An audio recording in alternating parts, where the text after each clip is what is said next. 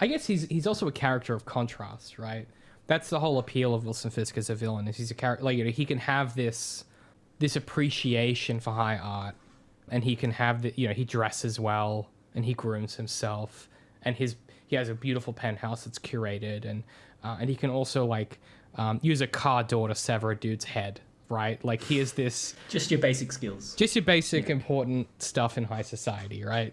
And that's, he wears black and white. Like, there is something about there's something happening there at a thematic level. I think we get this painting that becomes recurring. It's a recurring motif in this season, and then it comes back in season 2 and in season 3 in different forms, I want to say, without saying too much about kind of where they go with it. And then it becomes one of the centerpieces of the finale of the show. So I think it's notable that a Rabbit in a Snowstorm shows up here and shows up notably. What do you make of the episode being called A Rabbit in a Snowstorm?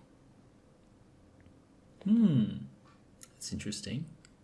Only? Yeah. I'm trying to think how that relates to Matt Murdock at all.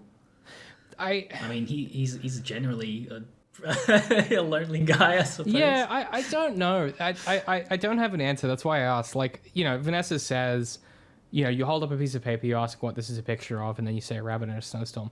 I think it's sort of about isolation to do with deception in some sense. I think there's this sort of idea of duality, of a hidden life. There's something there about this episode is about Matt concealing the man in black and using his real life to achieve the ends of his vigilantism, where he's holding up the piece of paper, which is Matt Murdock, that looks for all the world to be Matt Murdock, but then actually it's a rabbit in a snowstorm, right? It's the devil of Hell's Kitchen manipulating reality to get what he needs from Healy, which is to identify Wilson Fisk at whatever cost. There's something there.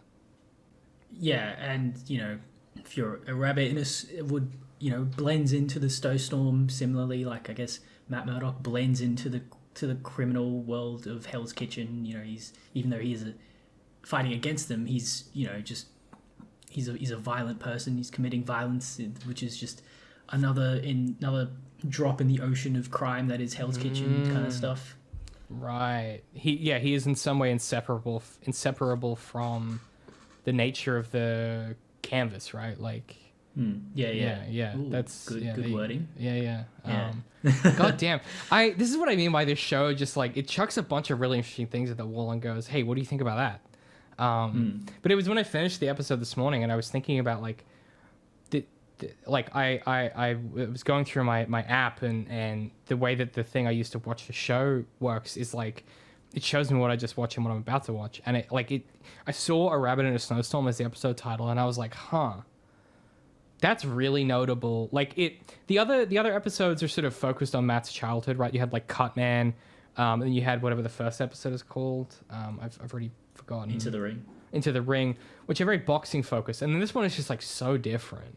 And then the rest of the episode names kind of end up being a bit more of this kind of metaphorical sort of thing. With the absence of that episode that's just called Stick. But it's interesting. I don't know. I think a lot of the time, one of the things I will never forget from my writing degree is people call stuff things for a reason. A book title is a book title for a reason. It can tell you a lot about how the people that made it want you to approach it or think you should approach it. Same with episode titles. Even if it happens after the fact, it can tell you a lot about what they think the framing is that you should have when you undertake consuming this. And I don't know, for me, it's a real, it's very much them being hey, our show's about something and we're pretty confident that we're interested in that, and you will be too. You can always be sure that there's a lot of concentrated thought in titles. Yeah. You stare at in that one word, you just know there's hours of people going, so much time concentrated into that word. And so many other names that you write down where you're is this one? Is this one of them? And then you write so many names down and you're okay, I've narrowed it down to 5. And and then you text everyone you know, and you're like, okay, so I have these 5 names. Which one do you like the most? And then literally everyone you know comes back and is like, it's this one. And you go, oh, okay, I wouldn't. Okay, I guess it is that one. Then you call it that one, and you put it out in the world, and people are like, "That's the fucking best title," because people know what the fuck they're doing. Like, it's a really good way of getting feedback. It's just get a shortlist and send it out. My first book was going to be called Maynard Trigg and the Lady in Silver, which is nowhere near as compelling as Maynard Trigg and the Creature Beneath the Veil. Like, it's just not. There's no competition. I mean, I think I know which character you're talking about. She's not even that prominent in the first book, is she? I mean, she's the main villain, but like, you know, it's still I suppose. It's sorry, she's like the main. She's the main voice of antagonism, but she's not the baddie. But like, it's because like as the person that creates it, you're often too close to work out what the thing is that's gonna hook people in. Yeah, I'm really bad at titles as well, so I just have to rely on everyone else to help me out. Or you could just name it some random shit and let like really astute viewers go, oh, I see. What does that very mean? Yes, meaningful. Yes. Yeah. Let them read their own meaning into it. Well, the it's funny you say that because City of Whispers, which is book 2, has multiple meanings. I didn't mean it to have multiple meanings. It was a thing that gets said like halfway through the book, and I was like, oh, that's a catchy title for a book. I'll put that on the cover. And then my marketing guy was like, yeah, we'll print that. And then I've seen a few people be like, oh man, like, it's a metaphor for like, it's like a double meaning. It's like the city itself, because it's like full of people who are lying, but then also it's like the city beneath the city that like the vault is. And I was like, oh yeah, I guess it does do that. Yeah, definitely. That was the plan for sure. Big time. Yeah, man. Yeah. Big. Who do you think you're talking to, mate? Come on. That was what I meant the whole time. For sure. Okay. Any kind of closing thoughts you want to cover on this group of episodes? I just want to highlight this really fucking great line after Wesley comes into their office and then he leaves, and then Foggy's sort of going, Matt, what the hell, Matt? Why are you so stubborn? And Matt goes, well, this whole thing seems really sus. And Foggy says, well, you wouldn't care if you could see the zeros on this check. And then Matt says, well, maybe you would if you couldn't. Oh, it's such a good exchange. Good.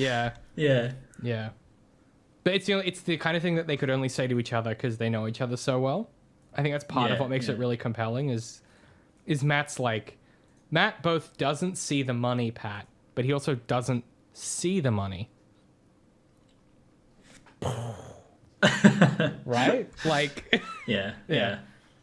They got us good. It's a really good line. I also, at the beginning of the episode, he's sitting on the bench and Father Lantern sort of offers to, if he wants to talk. Which again, Father Lantern is another different layer of morality, which is explored in the show, which is super interesting. About it's his sort of duty to get Matt to open up and tell him about his life, and in order to help him, pretty much. And it's just another way of how people try to help other people. There's a really interesting. I think the show is also really interested in the structure of religion and the structure of like Catholicism, and Christianity writ large, because I think the show understands that like systematically there are issues with how these things work and function.